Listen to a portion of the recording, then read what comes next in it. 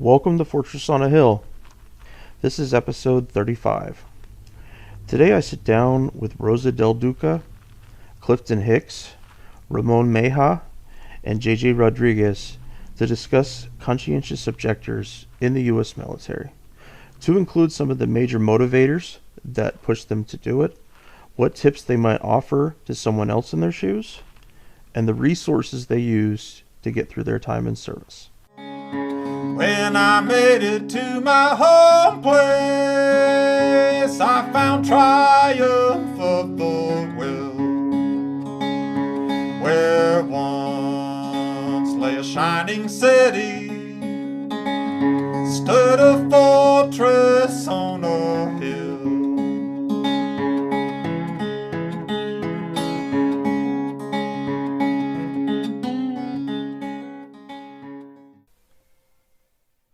Welcome to Fortress on a Hill. This is episode 35. Today I sit down with Rosa Del Duca, Clifton Hicks, Ramon Meja, and JJ Rodriguez to discuss conscientious objectors in the U.S. military, to include some of the major motivators that push them to do it, what tips they might offer to someone else that's in their shoes, and the resources they used to get through their time in service.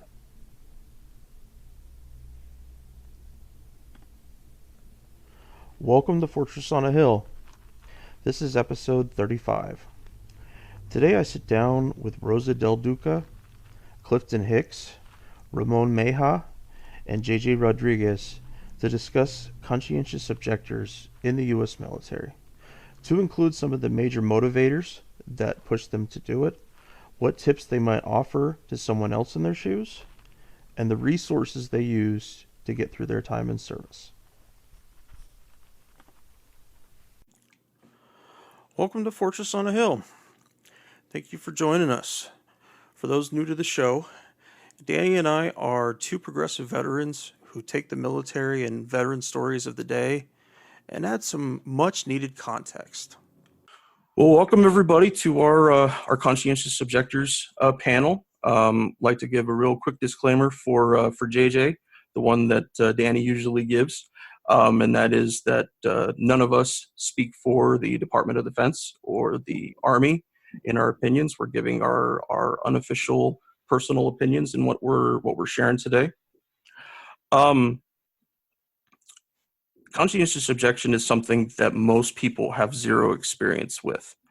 And I think that that's really a shame. And the greatest numbers historically have usually been in wars that have had the draft. And I had mentioned to the guys here when we were talking a little bit ago that, these days DOD I think it was the Army, actually, excuse me. Army gets, maybe 50 applications a year, and they approve maybe half of them.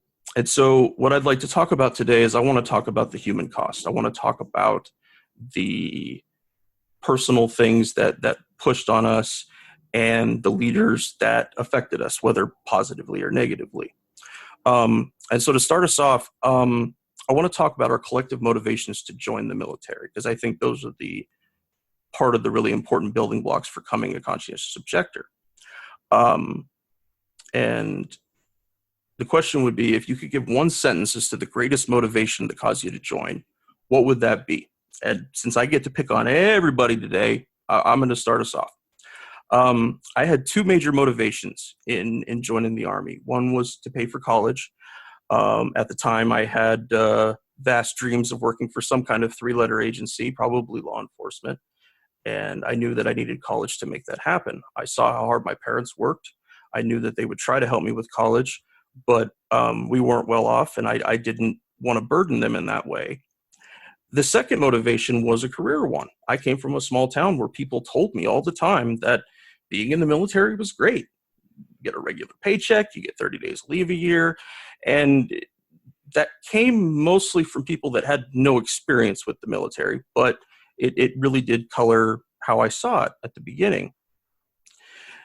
And I think it gave the idea of the military a legitimacy, and it gave me a confidence that I shouldn't have had. And I think those unchallenged assumptions are really gross. Like, quote, the military are professionals, end quote. Well, they're usually only professional when people are looking. But when people aren't looking, they'll behave themselves, right? End quote. No, that's when the truly horrendous stuff happens, when service members believe that other people aren't looking. So here is my biggest unchallenged assumption, and it was, I went there to help, but I didn't help anyone, not in the abstract, not in actually making their country better. We went there, we called murdering innocent people the cost of freedom, when nothing could be further from the truth. So, Rosa, I'm going to pick on you first. What would you say was some of your main motivations to join, and have you observed any assumptions that came with?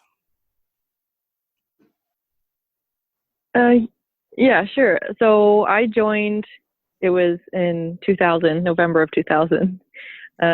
So I was really looking for a way to pay for college and maybe have some little adventures, either fighting forest fires. I joined in Montana, the Montana National Guard, or traveling to Germany 2 weeks a year in the summer. And I had no family history of military service in my family. I didn't know anybody. So I really didn't, I had no experience with it. But when the National Guard recruiter came in, unlike the Army and the Marines, maybe the Navy guy, I didn't want to do something full time. I wanted to, do something part time and pay for college. And it seemed like an ideal situation, 1 weekend a month, 2 weeks a year. That's awesome. You do the math. It's like 90% civilian, 10% soldier. So those were some of the assumptions I went in with, and then a year later everything drastically changed. No, I listened to your first episode yesterday, and there was one comment that you made that I'm not sure if it was you quoting yourself or this was from one of your sisters, but I was going to get college paid for and I'd be free in 6 years. And I remember having those kind of thoughts, that maybe join the National Guard, no big deal. And in Oregon, we fight forest fires too, but also floods. And so not a bad thing. And then the whole thing changed. But the reality is that it was only the politics of the time that really had the change. No one pointed it out to us. No one, they can go at any time. That's something Danny and I talk about pretty often, is that the orders can be rewritten, MOSs can be changed, assignments can be thrown in the garbage can. There's a lot of control that they don't talk about. Exactly. Yeah, they don't. They tell you, you have all these options, like, oh, you got that high score on your ASVAB, you qualify for all of these jobs, you can pick whichever one you want. But then, it's whittled down to what units are near you and what MOSs are open there. And then they get you by saying, oh, you can always transfer into another MOS whenever you want. Exactly, yeah. But that's not true either. I remember a National Guard recruiter that I dealt with told people that if they enlisted in the National Guard and didn't like it, that he had a way of discharging them so they could join a different branch if they wanted to. And so that kind of, it made him kind of the Pentagon of recruiters. It's like, I can give you anything you want. And I never checked with anybody to see if it was right or if he actually was able to make it happen. I'm guessing not. But it's this wide open, gorgeous apple pie to eat. And then when you finally get to the pie tin, it's like a few crumbs left, if there ever was a pie there. Yeah. I like pie. It just seemed apt. So how about you other guys? Clifton, JJ, were there things on the way in that you've kind of noticed on the back end here that really told you something without proof, so to speak?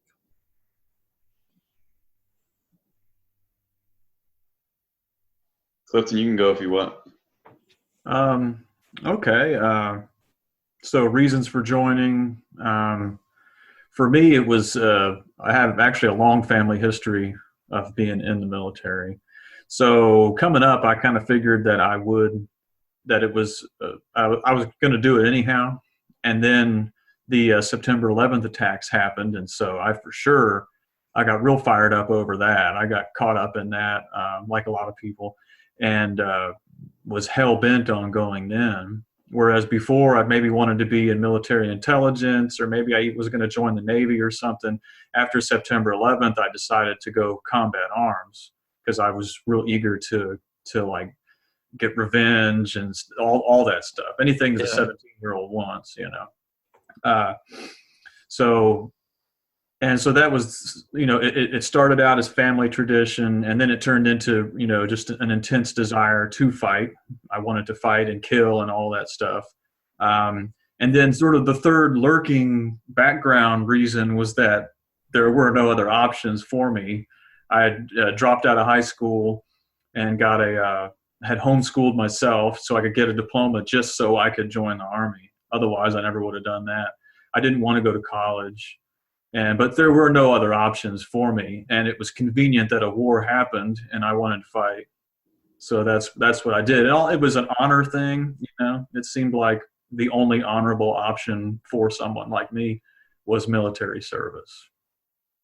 No, I come from a family of military service as well, and I remember as a little boy looking at my grandfather's medals and, again, admiring them, but not analyzing the cost. And as kids, we don't do that. We see things, and we love our veteran relatives, whoever they happen to be. We don't always move those out. But I know that my strong family lineage of service definitely played a role in me joining. And then, like you said, with September 11th, the calculus changed.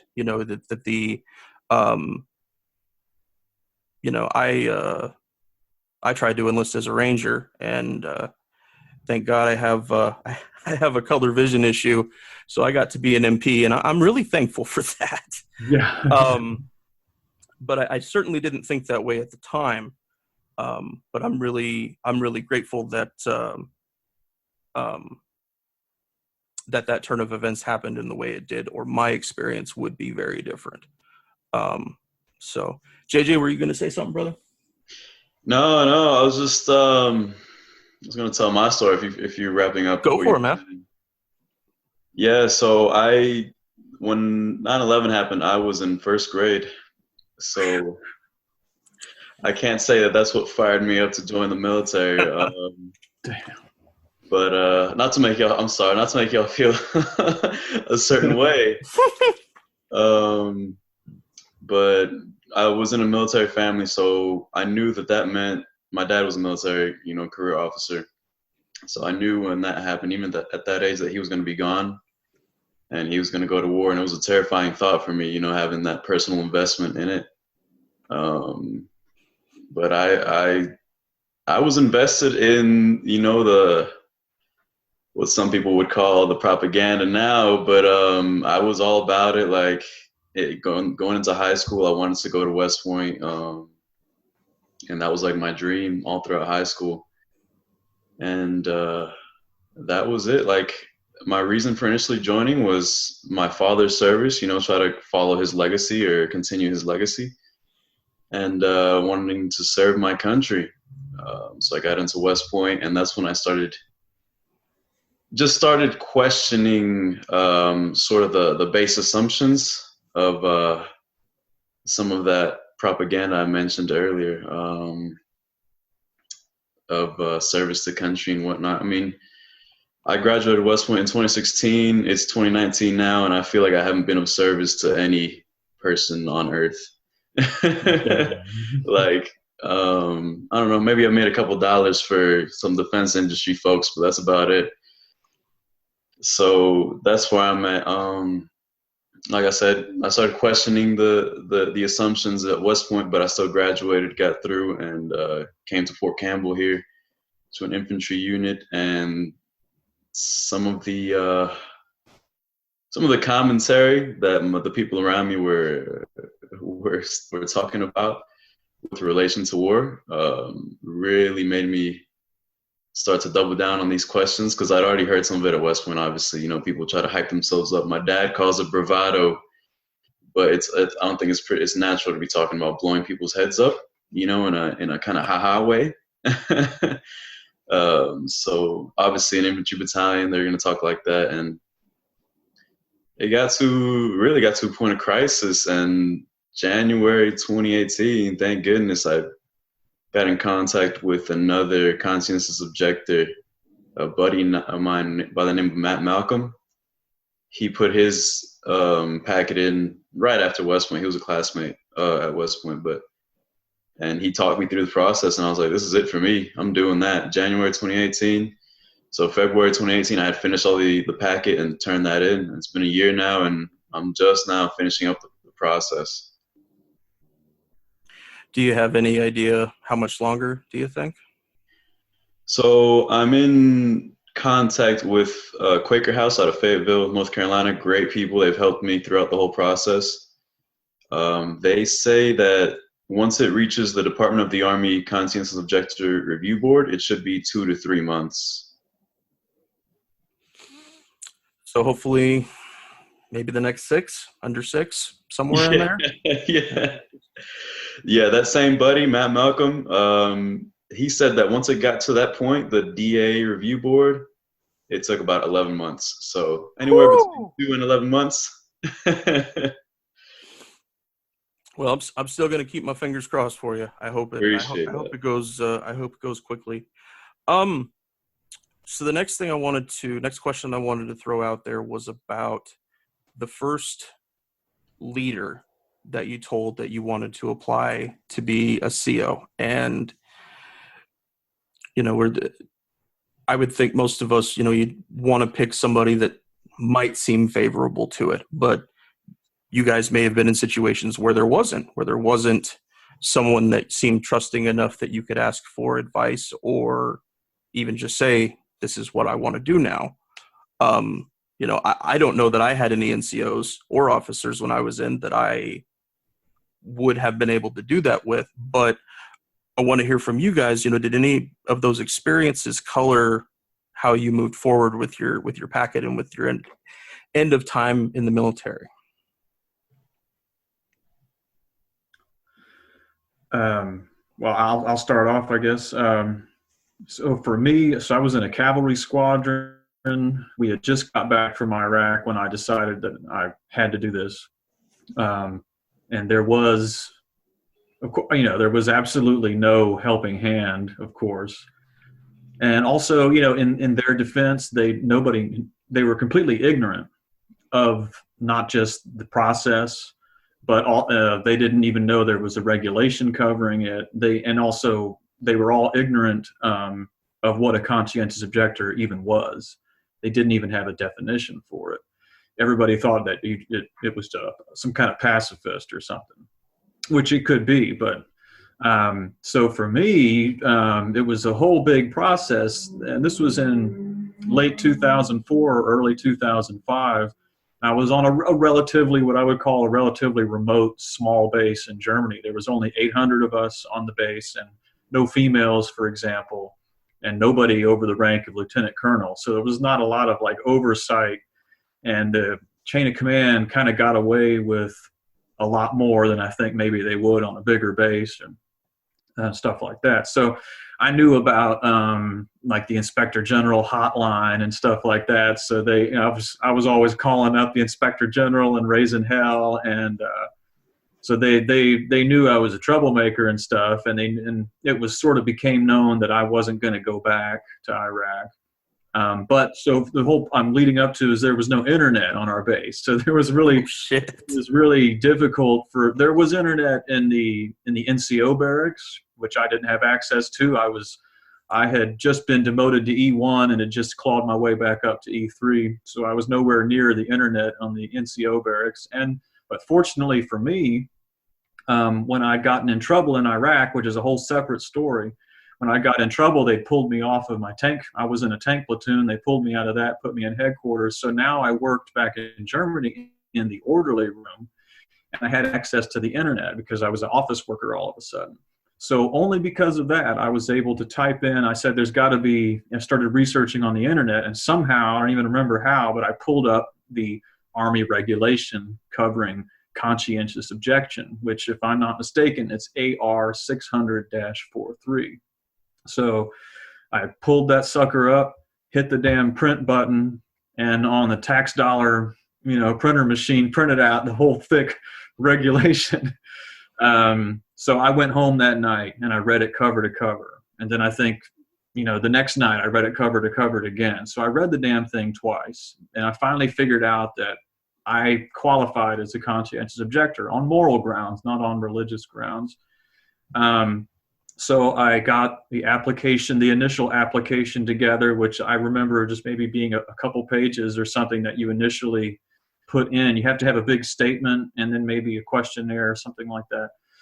And you had to turn it in. I think you're supposed to turn it in to your supervisor or something, or some kind of leadership person.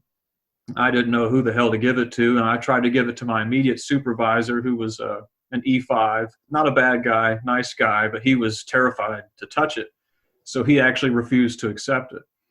So I had to go, I just went over everybody's head, and after hours one evening in the orderly room there, I slipped over to the troop commander's office, a captain, and I slipped the application in his inbox on his desk. And so he directly got it. And then the next morning when he's going through his stuff, all hell kind of broke loose over that, But so the process, there weren't any leaders. There was only one leader who actively obstructed the process and actively tried to provoke me into getting in trouble, so that he could, anytime I was facing a UCMJ process, that they stop the packet at that point. If you're under any kind of investigation, or if you're an Article 15 process, your CO packet gets put on hold. And he figured that out. And this was our first sergeant, who was a real, cowardly bastard type guy. He figured that out, and then he actively tried to provoke me and put me in situations, and even flat out framed me one time. But anyhow, long story short, my process only took 8 months, and that was after being significantly delayed several times because of that one individual. And the one other quick thing I'll say before I stop talking is there was really two kinds of leaders that I noticed. And of everybody who had been with the unit and gone to Iraq, all of those leaders, my troop commander, my immediate supervisor, the executive officer of our troop, on up the line, even up to the sergeant major and those guys, anybody who had been with the unit in Iraq was neutral about it. They were like, oh, I could totally understand why you wouldn't want to do this anymore. And you should probably be out of the Army. Or they were hostile, in their support, like, oh, you're like a coward now, you don't want to fight, well, get the hell out. But yeah, the two leaders in my chain of command who had not been with the unit in Iraq, and in fact hadn't deployed anywhere at all, there was a lieutenant and that first sergeant. They had never been anywhere before. They were just vicious and insulting and obstructive the whole time. Mm. But so there, at no point was there a favorable NCO, somebody who was not at least fair with you, if not understanding or accepting, but they treated you fairly. But my troop commander treated me fairly. Good to know. Yeah, he was cool, and he had been with the unit before. He was actually a good dude. And eventually, down the line, a few months later, that first sergeant. It was a long story, but he got in a lot of trouble, and he was about to get his first sergeant rank. He was still an E7, and so they screwed him over on that, prevented him from getting the first sergeant rank, and he was out of our troop. And then we got an actual first sergeant in, and then that guy was really cool, really good guy, and supportive of it. So I was lucky in that regard, and like all the enlisted people around me, all of them who'd actually been to Iraq, understood 100% what I was doing, and if not supported it, they were neutral about it. They understood what I was doing, and they agreed that I should be gone. It's a real careful dance that people try to do there, that they want to protect their career, but they feel conflicted about what's happening, and I guess thankful for that, some of the services, some of the resources, being able to print that thing out. It had things been happening and you still been in Iraq and you wanted to stop, you wouldn't have access to information. You wouldn't be able to look up resources or anybody to call, or anybody who had been through it before who could give you a tiny bit of advice, Absolutely. Yeah, and there was one other guy in my squadron who, before the deployment, he tried to do it too. He was denied, and of course he had access to zero information. He wasn't able to get on the internet, like I was able to do. No, looking at the regulation yesterday, I noticed it hasn't been updated since 2009. Yeah. And the like you said, there's no one in a specific size unit, company, battalion, wherever, gets trained or certified in any part of that. They read the regulation, it's passed off to the investigating officer, and who you hope you get an impartial one. So before I go on to the next thing, did anybody have anything else they wanted to share? Any stories about leaders supportive or not terribly not supportive, anything like that? Sure, I'll share a little bit. First of all, Clifton, your story is just incredible, and your strength of will to get that done just amazes me. But I agree. Like, when I turned in my packet, they had no idea what to do with, turn it in. My story is kind of complicated because I was called up in 2004, but the ROTC recruiter at my school found out somehow, called me and said, hey, if you join ROTC, you can finish your college degree. And I was like, well, yeah, I'm not in ROTC. But he's like, yeah, you can join at the last minute, which is what I did. So I got myself in a real pickle by signing a contract and extended in the Guard to do ROTC. So the whole problem was I had no idea that conscientious objector existed. I thought it only applied to the draft in Vietnam, where people burn their draft cards. That would make a lot of sense. Even though I was a conscientious, yeah, I probably was a conscientious objector maybe in 2002 or 2003, just because as a journalism major in school, I was really paying attention to how the war unfolded and what troops were saying when they came home and things going on. And then I started listening to Democracy Now!, which told what the mainstream media was telling. So I just was growing more and more disturbed about what I was hearing and seeing in the news. But I was a conscientious objector until, I still had to go through out processing I had to go through the motions to deploy, even though I had sneaked into ROTC at the last minute. And it was there at that appointment, on some paperwork, I saw this little box that said, are you a conscientious objector? And it was like, fireworks in my brain. Like, of course, that is exactly what I am. That's what I am. I'm not just, depressed and conflicted and, regretful of signing up. Like, I'm a conscientious objector. Like, I am object to this war on multiple grounds. But I had just signed, that contract extension, just joined ROTC. So I tried to suck it up and maybe lasted another six months before I started researching it more, came across the GI Rights Hotline.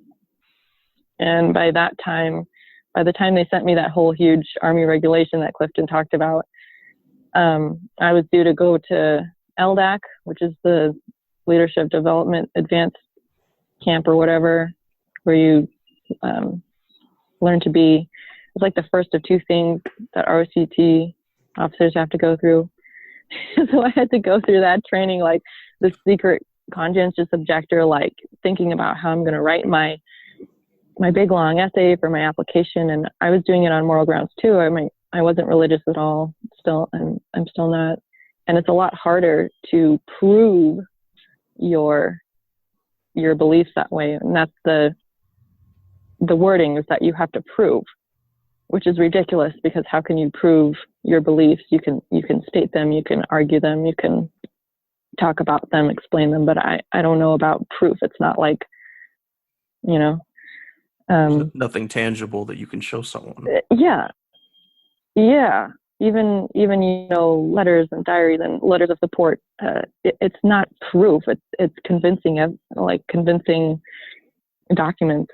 But anyway, so when I finally got my packet all ready, because the GRE rights told me that that's what I should do. I should get everything absolutely perfect before I turn it in. And they thought that I needed to turn it into the ROTC side, not the National Guard side. So, it was something that I was dreading for months and months and months. But when I finally went there, I was really impressed with how the major handled it. Like, I could tell he wasn't happy, and he was like more exhausted than anything. That I came in there and told him, I have something to tell you. I'm sorry that I didn't tell you sooner, but I was advised not to. And then you could just see him just like harden and be like, oh shit. I'm a conscientious objector. I'm going to be applying for a discharge. And I took out this big binder, and he didn't let me give it to him because first of all, are you sure? Second of all, I don't think I even handle this, and I need to do a lot of research to find out what do I do with it. And he was pretty sure that the National Guard side handled it, but they didn't. It did, and I think that is odd to go through the ROTC side. But and I thought that everyone and all the cadets would know, and I still had to go to class with these people and PT sessions and all that stuff and labs.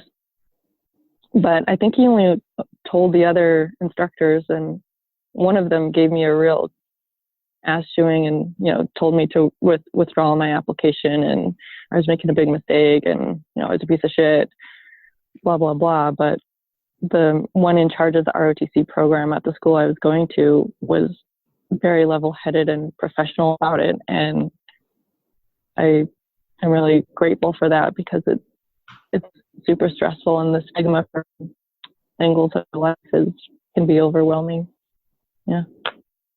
Absolutely. You, when you find yourself in that place where you know that you don't belong anymore, and you're waiting for people's eyes, you're waiting for what you perceive is going to be their judgment. And, even without people talking about the idea of it, that especially among the men in the military, that, did you fight hard enough? Did you do this hard enough? Even if you hadn't.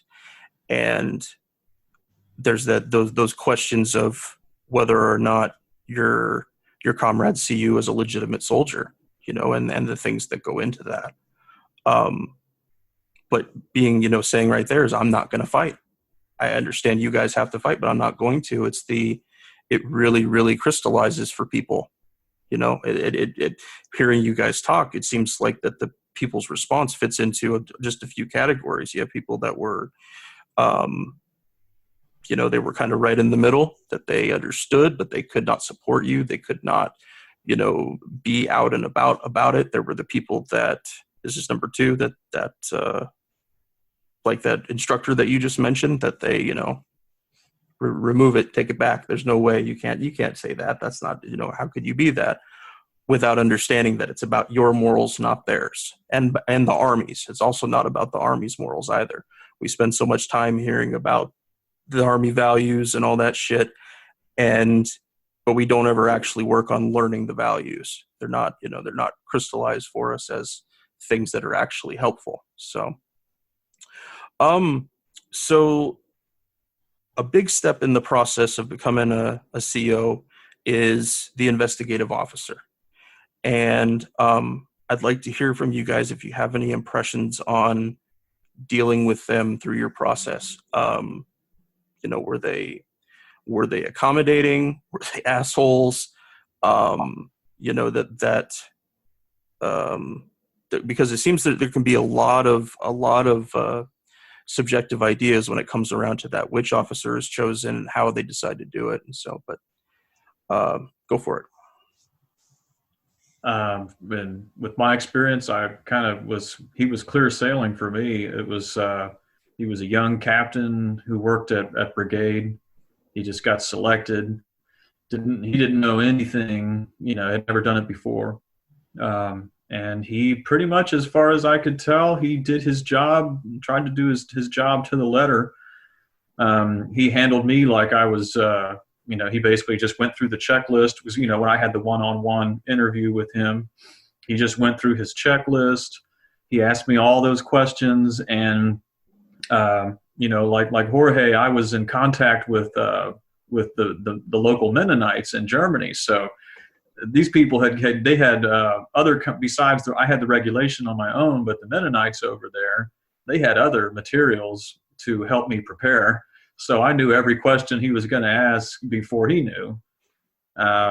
So the one place where I tripped up was I was just answering his questions like perfectly. And so that was the one thing that he did that pissed me off was he gave, in his final opinion, he mentioned that he was certain that I had been coached, by an outside group, and that they should take that into consideration, that I wasn't fully genuine, because I had given all these coached answers, But whatever, he was right about that, and I guess he was right to include that in his report, that he observed that I had been coached, or it seemed likely that I'd been coached. But yeah, he was just some guy who didn't want to do it. He wanted to get it over with as quick as possible, and he didn't want to get in trouble, which is kind of how people operate in the military. Yeah, my investigating officer was I don't know, kind of a guy on a witch hunt, because I'm not sure where he's from, maybe I think another ROTC unit, but yeah, from the very first moment I met him, you're called into the meeting with him, and I asked to record the hearing, which you're allowed to do. I had a tape recorder right there, and he said no. It's like you can hire someone to record it like a court hearing, like a stenographer, but you can't record it with a tape recorder and give me a copy, which immediately it just made me on guard, because there was, three of them kind of ganged up against me, my RGC commander, and then another captain, and then the investigating officer. And he kind of acted like a lawyer, trying to get me on certain points. And by that time I'd been seeing a therapist, a counselor at school, because I was depressed about everything going on, and he ended up in his summary, basically accusing me of the crime of depression, and accused me of fraudulently enlisting, and recommended me for administrative action. And he did go so far as to say that he found my claim as conscientious objector convincing, and everybody else did too, the chaplain, the psychiatrist, my letters of support were strong, but he just took it so personally that I was doing this, and he said that I should serve as an example and a warning to other RTC units when, National Guard members come knocking on their door, which isn't the case. Like, RTC recruited me. It should be a warning that all these people are trying to get out of deployment, and and then basically said that they should take back any financial assistance they had ever given me, any tuition assistance, any stipend, any bonus, everything. Like, he wanted me to pay back everything. Get demoted, and he wanted my case denied. And that's why I had to hire a lawyer at that point, because I couldn't fight it by myself. Did having the attorney make it easier with dealing with them? Would it give you kind of a bit of a barrier there? Yes, absolutely. At that point I was like 20 or 21. So, I composed a rebuttal, all the points that I thought I should say, but taking that to the lawyer and having him draft it in more legal language and in an official document and all that stuff. And I think it makes them notice a little more too, that, you're serious. They can't just steamroll you. And I have a lawyer, and the next lawyer I had to get, because I moved to the Bay Area, once my case was finally denied, it went all the way up to the top, took a year to do that. And then when it was denied, they said my options were I could enlist in active duty immediately, commission as an officer, and then go to active duty, or face administrative action. And I said, no, I'm not doing either of those things. So I had to hire a lawyer who was ready to sue the government on the writ of habeas corpus, which is, he said, so they denied you, but they can't just say, no, you're not a conscientious objector. They have to give you a reason why you are not. And they didn't do that. That was the mistake that the investigative officer made in my case. He, was tasked with trying to see if I was a true conscientious objector, and instead of doing that, he went to in all these other areas and tried to make me seem like a schmuck, which you already feel like a schmuck half the time when you're a CO. At least for me, I feel very proud that I stood up against the war, and I also feel shame and guilt and about a lot of things too. No, that Sounds like he showed his ass big time. yeah, definitely. And what do you do in those circumstances? If if you hadn't been able to get a lawyer in that same spot, how bad would that be for just in different situations and stuff. And I'm really, really thankful that you were able to do that, and that that's where he went going to court, is that habeas corpus. Explain to us, you've already told us, this lady's a conscientious objector. Why is she still in the military? How is that happening? And it sounds a little like that they were, that they tried to hit the ball up into the air as much as they could until they knew it was going to hit the ground, and then they finally let you leave. So.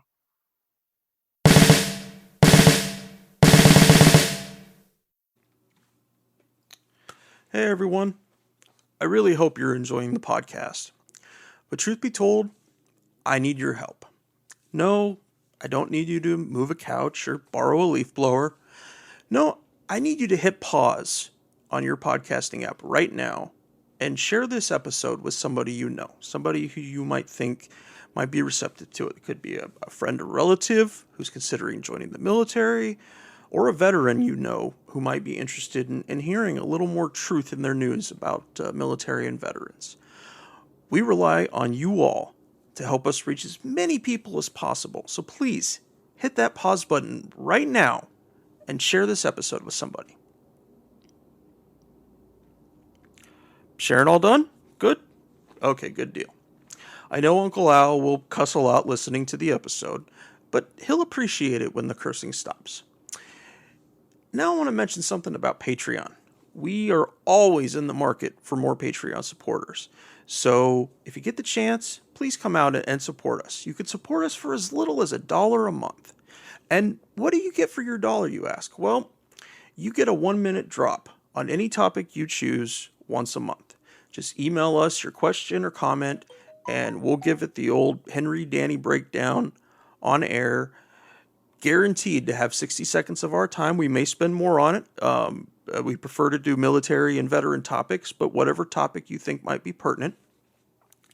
And we may spend a whole bunch more time talking about it, depending on the topic. And for contributors, a bit north of $1 a month, we have some bonus episodes, some essays of mine, and a few other things as well. We're still in the process of building our rewards. So if you have any suggestions for Patreon rewards, please let me know. Now, back to the podcast. Fortress on a Hill is expanding. We're going to start doing chapter series as part of our lineup. There are some topics that are simply too big and important to leave to discussing in a single headline.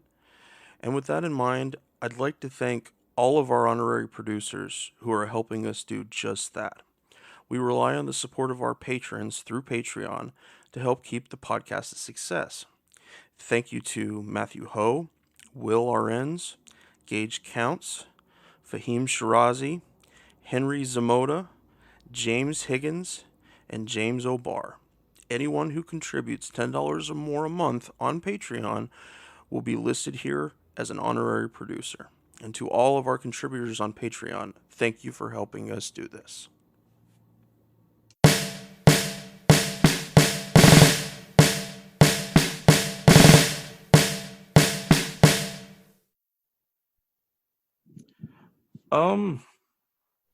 JJ, earlier you wanted to jump in. Yeah, no, thankfully I haven't had that much of an issue with any kind of leadership having, impeding the process or anything like that. It was a little bit slow going up the chain of command as far as legal review and things like that, but my investigating officer was same as Clifton he was doing his job, doing it to the letter of the law, trying to get it out of the way so he could progress his career or whatever. The most that I've gotten is from like the final legal review guys, and I've never interacted with them, but their recommendations and all that are a little snarky and wanting me to repay the West Point, I guess, debt, recruitment, which is something that I'm working on the rebuttal on right now over the weekend. I have to turn it in next week before it goes to the Department of the Army Review Board. So other than that, it was pretty, everyone was pretty much neutral about it. A lot of the soldiers, understood it, because a lot of the soldiers, they joined the military for the economic stability, nothing really else. Very few joined for the hua, the things you see in movies. So they understood. A lot of them understood it. And people at, my peers and my commanders, they're just, it was whatever. It was just something else that someone else, was going through. So yeah, never really had too much of an issue. Obviously, especially in that infantry battalion, when I started thinking about this, I did feel some of that, people were looking down on me, but I was never meant to be in an infantry battalion in the first place, so it wasn't a big deal. It's hard. It's hard when it's the stronger the sense of community is, the harder it is to know that you're set out from them. That it's not the same. All right, let me get to my next question here. Sorry, I lost my spot.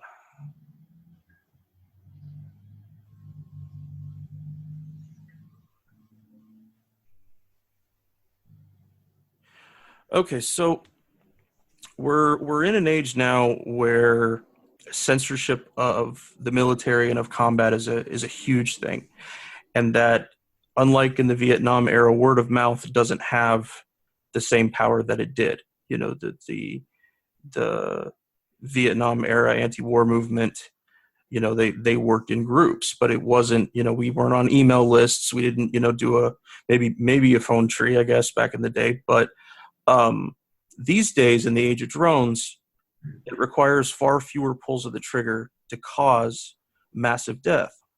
But that also means fewer eyes get to know what happened and potentially report it to someone. Add to that the natural compartmentalization of the military, how you don't know what the other guy is doing, whatever other parts of your unit are doing, because you're doing your job. It's not your job to watch them. It's your job to do your job. And then how classification has changed things, that these days I've had several interviews with people who have said that they find things that are embarrassing or insulting, but they don't need to be classified, but yet they're hidden away so that it doesn't make them look bad and consequently the Army look bad. Good examples of this would include like when the Bush administration forbid filming of returning American coffins during Operation Iraqi Freedom, which was an image that was very, very powerful and influential during Vietnam. And that actually got changed when Obama was elected. My question for you guys, because you guys hold unique roles in the anti-war community, so to speak, how do you think the community can best use your guys' experience to inform how we fight for peace? Are there, you know, that I mentioned when we first started that it's most soldiers, most troops probably have never met a conscientious objector. But people need to know about you guys. They need to understand it. They need to know that it's can be done, that people deserve the right to be heard and to have their morals vindicate them. And it goes back to me earlier, what I mentioned about the Army values is that I know I went in believing that the people in the military were trying to aspire to that like I was. That's not the case. JJ, you mentioned earlier, you know, most people join in for economic reasons, not for who would kill people reasons. So what do you guys think? How best can the anti-war community get your guys' experiences to be helpful for the bigger thing? And I realize it's kind of a bigger question. It's just kind of shooting around ideas. But again, you guys have very unique experiences. Rosa, what you've been through, the delays that you went through, the treatment that you received, Clifton, the fact that you wouldn't have known anything had you not gotten that internet access and gotten that regulation. JJ, I'm sure you can speak to being on YouTube and being, you know, and hearing people talk about their experiences, knowing that you're not alone, that what the process is. But I think that you guys hold a really unique place. And so I'd like to, you know how do you think we can best get that out there?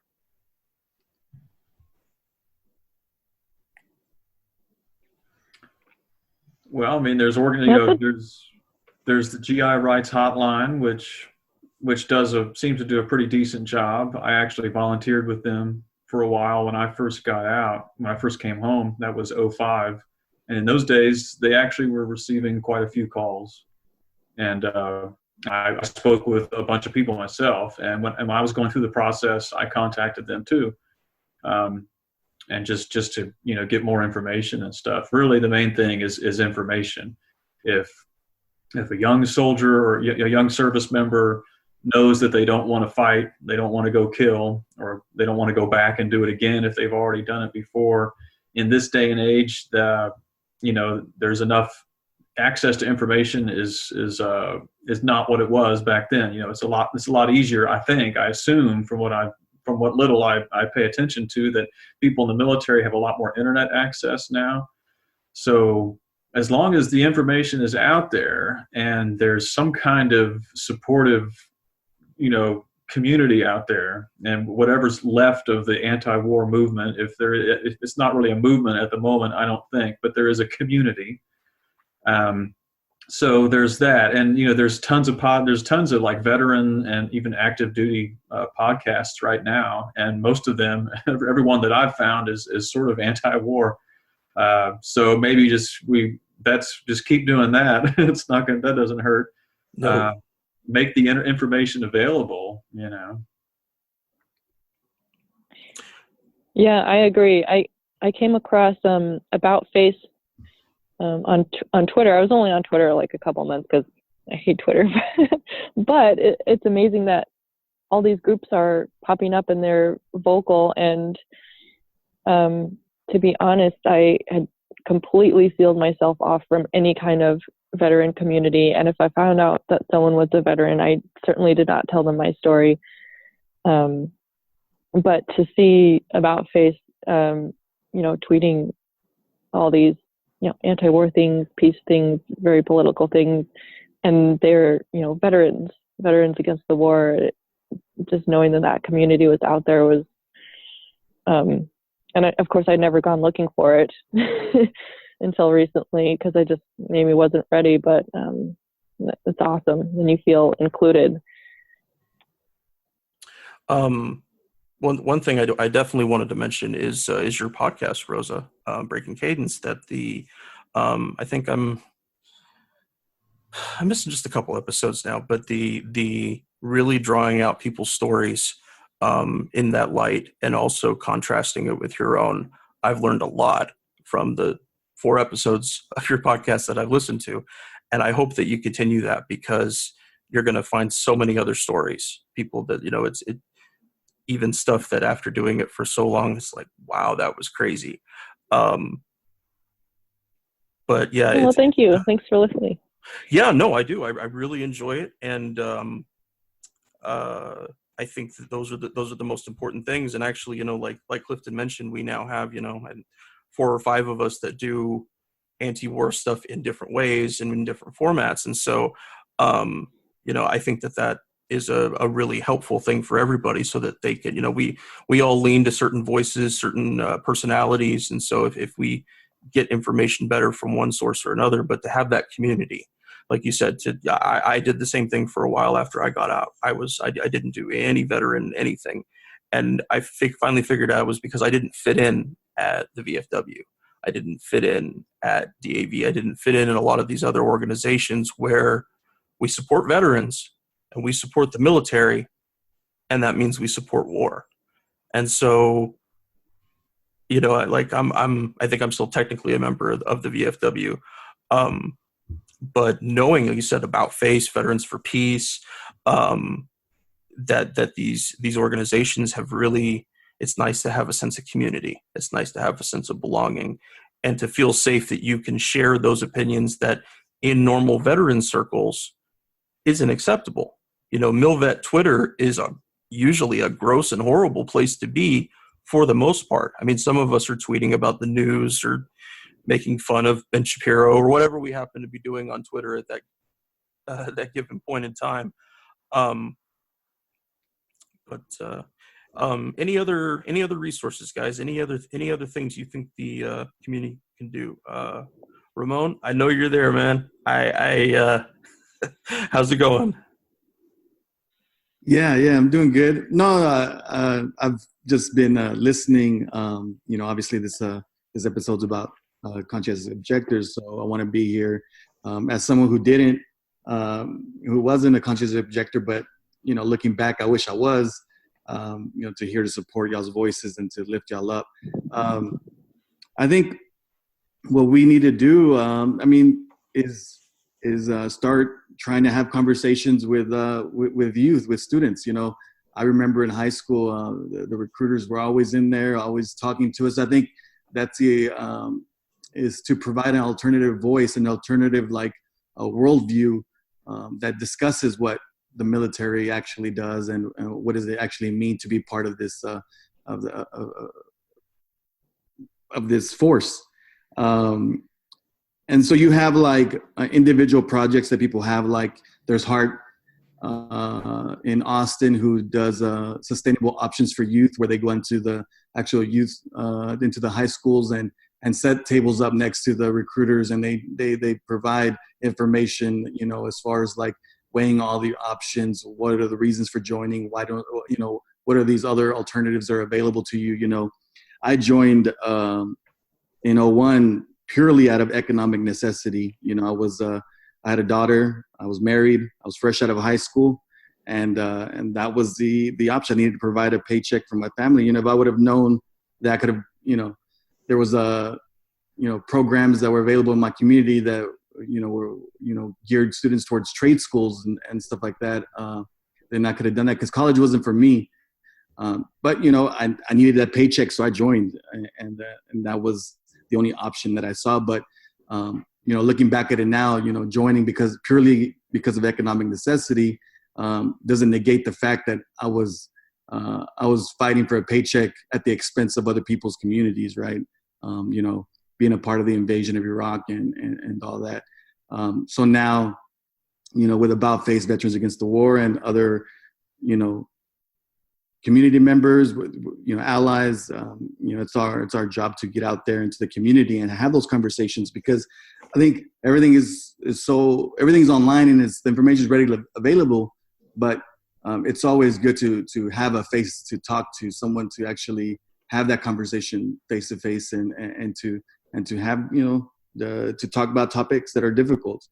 So I think being there in our community, trying to provide the information that's available will help us out a lot. You reminded me of something that I wanted to mention for today, and it has to do with guilt over doing certain things. Is Rosa, I think in your email, when we were emailing, you had mentioned about dealing with the guilt of still being affiliated with the military in some way. Specific, like for me, it's the VA. That the disability money that I get is because of my participation in something that I'm now ashamed of, and trying to figure out how to feel about that. And I think that's where you guys will come in the most strongly, is on trying to find sanity among conflicting views. That there's even with leaving the military, even with not wanting to be in combat, you made friends. So maybe if you went to combat with them, you made brothers and sisters. Because I do still think that there's a friendship under fire that people don't get, but that's mostly stressful situations, not specific to combat. But the point is that how do you do that? How do you accept that you might not work again, and your sustenance comes from one of the sources of your pain?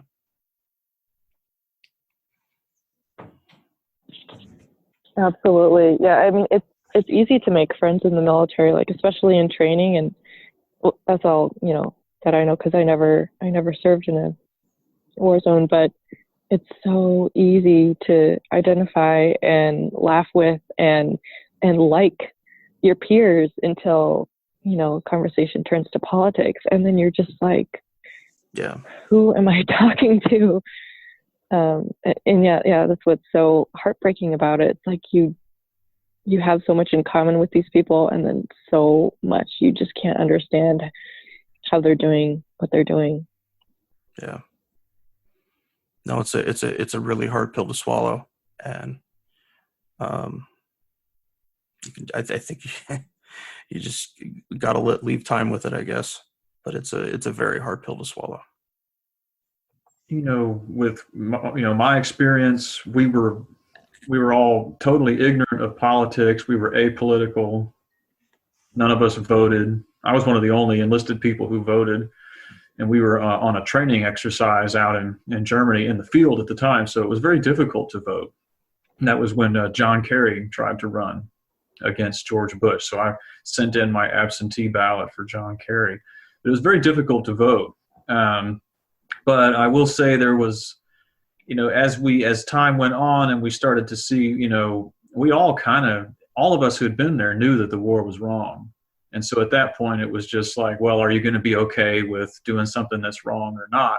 And of course, most of us, unfortunately, were decided that they were going to just go along with something that was wrong, which is human nature when you're faced with the Army. But I have to say there was a sort of a core group of us who were a little bit more serious about, a lot of us did get out. And unfortunately, most of the guys I know who were politically conscious and who were in touch with their morals enough to want to actively get out of the military, the way they did it was by using a bunch of drugs and getting caught. And several of my friends did that on purpose to get out. Just failed urinalysis tests one after the other until they got bad conduct discharges. One of these guys was a friend of mine. He was discharged just for using cannabis, as he pissed hot several times in a row and got a bad conduct discharge, I'm pretty sure. And he actually was awarded the Purple Heart during our deployment. He was a medic, and he was in an M113 that rolled over a couple anti-tank mines. And one of the guys, the driver of the 113, was killed And he had a Purple Heart for getting wounded and a Bronze Star for dragging the dead body out of the burning 113. And he did first aid on everybody and stuff as he was wounded himself. Anyhow, and he wound up getting a bad conduct discharge. That's just one of several of my friends who did that. And because that was, we were in a painful place. We were depressed, of course. And we knew that if we got busted using drugs, you could go home. I was using drugs myself too, but I made sure I didn't get caught because I wanted to get out with an honorable discharge. And so, yeah, now I collect a modest check from the VA for PTSD and tinnitus, and I have a busted nose and this, that, and the other. The way that I get over that conflict, my dogs are being really loud right now, sorry. Way that I get around any kind of feeling of guilt or whatever about that, any kind of conflicted feelings, y'all better go. You have to go away. Go on. And he is basically, I honestly feel without a shred of second thought that, the Department of Defense probably owes me about $1 billion for what I did. And this little $600 a month, that's nothing.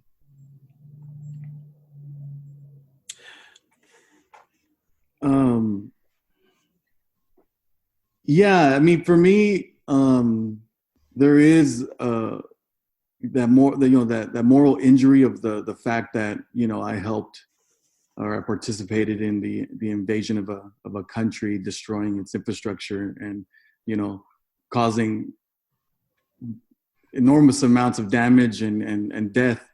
That now, like, something that I'm absolutely against, and then now getting disability for it is something that I've come to terms with. I can't question that, as far as like I can only try and like work like every day to try and right the wrongs of participating and not standing up and not even realizing it, because I was we weren't political. Like, hearing all these after the fact, like that there was like the largest march or largest protest in history against the Iraq War. I mean, I was at Camp Pendleton and I didn't hear not one thing about a march or anti-war and nothing like that, because we were so insular. It was just our unit, we're getting ready to deploy and everybody's excited, like, yeah, we're going to go overseas. And it's only until you get there, until you see the destruction, you start to see it, you start to question. So now it's like I use my time, each day trying to work as best as I can to create a better world. And, I'm hoping that at one point in the future that I'm able to be able to sustain myself without having to rely on my disability, and be able to donate my disability entirely for to good causes, not something that's going to be for me, so I'm hoping that's my goal at some point, is to be able to flip that to where I'm financially stable, that I don't need the disability money, and that goes to furthering good causes to help our society. Yeah. It's that's a great goal, brother. It really is. Something I wanted to mention, Clifton, going back to you talking about your buddies trying to get caught using. I worked for almost 2 years as a drug investigator when I served. I was an MP, and it was you could get attached to the CID office there at Fort Lewis, and you would talk to people who pissed hot on UAs and the occasional, drug dealer. Like, soldiers become big drug dealers. But the thing that I learned the most from going through that process was hearing about how people who had been downrange were medicating with these substances. And I heard it so much that to include one guy who actually told me that he tried to kill himself. But it really crystallized in my view about the weight that we had all come back with. And to me, it even reminded me of the weight that I was ignoring. That it took me years after getting out before I started to question roles, question bigger parts of the machine, But I tried to listen as much as I could when I was an investigator. when I started knowing that people were hurting so much and still in uniform. And Clifton, you mentioned a guy that he did it a whole bunch just to get it done. And we had a guy who I think he had like 19 hot urinalysis tests for THC, for marijuana. And we always laughed about it. That made us in the office laugh. It's like, this guy clearly doesn't want to be in the military anymore. But you had other people in there too. The other one that was really hard to stomach was when guys would tell you that they were using on the outside. They told their recruiter. The recruiter told them to lie. And now they were someone with a substance abuse problem in the military. And I had to treat them like a criminal. In the drug world, there aren't specifically victims. The victim is the state or the people that use the drugs. But I think about that sometimes, and but I'm grateful that I went through it, because I wouldn't have had all that time to consider everything that I did and everything I participated in. But that really told me the state of affairs for guys trying to deal with PTSD at the time. Their best option, 04, 05, 06, right in there, was to medicate, get in trouble and get out, ask for help and possibly get some help, or possibly be ostracized because it's weakness of some kind. So, all right, guys. So to close us out today, and we already talked about a few of them, I'd like to, if you guys have any organizations that have resources for COs, anything that you want to recommend, and if you don't remember it right now, you can email it to me. I'll throw it in the show notes. But the places and people that were most helpful to you with your process. Yeah, well, I mentioned earlier the Quaker House out of Fayetteville, North Carolina. Okay. And I've got their number here. Okay. Go ahead. The number is 919-663-7122. And these are the folks that like basically held my hand from beginning to now in my conscientious objector process. And they've made sure that I'm doing the right things and going according to regulations. So they've helped a lot. Can you say the number one more time? Yep, that number is 919-663-7122. And I actually got in contact with them through calling the GI Rights Network first. Okay. So I know Clifton mentioned them.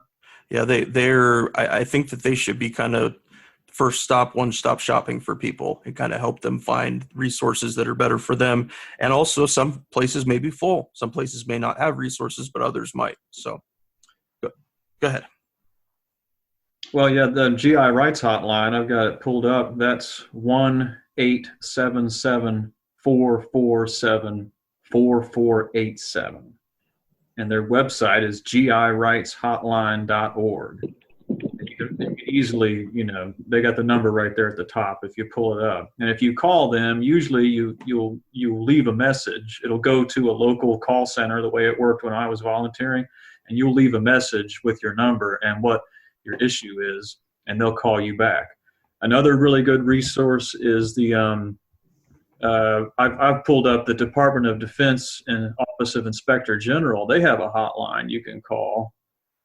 I'm not seeing it right now, but it's not difficult to find. I think I'll Google it and throw it in there. Yeah, and based on your branch, I believe each branch has a Inspector General office. So I was always calling the local IG office for the Army in Germany over there. And the thing that they're most useful, that I found them in those days most useful for, is if you're getting like undue heat, if somebody's harassing you, who's outranks you, and they're violating rules or whatever, at least the IG will contact your chain of command and put heat back on them. And usually it's almost always enough to make them stop. So you'll get some relief that way. And then really the final resource, it's almost cliche, but JAG, the Judge Advocate General, the damn Army lawyers. When things got really bad for me and that acting first sergeant was really harassing me and obstructing me, when he actually started lying about me and he got some junior NCOs to file false sworn statements against me and stuff. When all that started happening, I went right down to JAG and explained what was going on. And the JAG people actually already knew that my unit was a shitstorm and was doing this kind of stuff. And they put serious pressure on him. And actually, that acting first sergeant got in a world of trouble over that issue. And wound up not getting promoted to first sergeant over it, for example. So JAG is actually, at least in my experience, they actually were honest, honorable people who were trying to do the right thing. Two more that I'd like to mention: the Center on Conscience.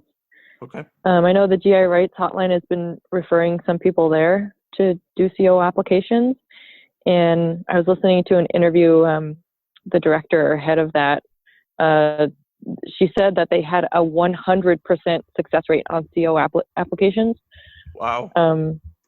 Yeah, so that if you're going to be a CO, like, definitely hit them up. And then Code Pink helped me out. I ran into them at the height of my CO application mess when the investigating officer had just given his report, and they connected me with a lawyer in my area to do my rebuttal. So those Code Pink ladies have some resources and are connected to lawyers. Yeah, and I would say the same for like the other outside organizations like Veterans for Peace and I guess About Face, which used to be Iraq Veterans Against the War. Definitely, and maybe Veterans for Peace is a little bit more widespread, I think. And so if there is a chapter around you, or even if it's not around you, if you contact them, you'll usually get a response and somebody who's knowledgeable who wants to help. Yeah, this is Ramon. Another organization that's out there is called Courage to Resist. They primarily support conscious objectors that have gone public. But they provide resources for anybody that's interested in being a CO, and they try and connect people to. Their approach is a little bit different.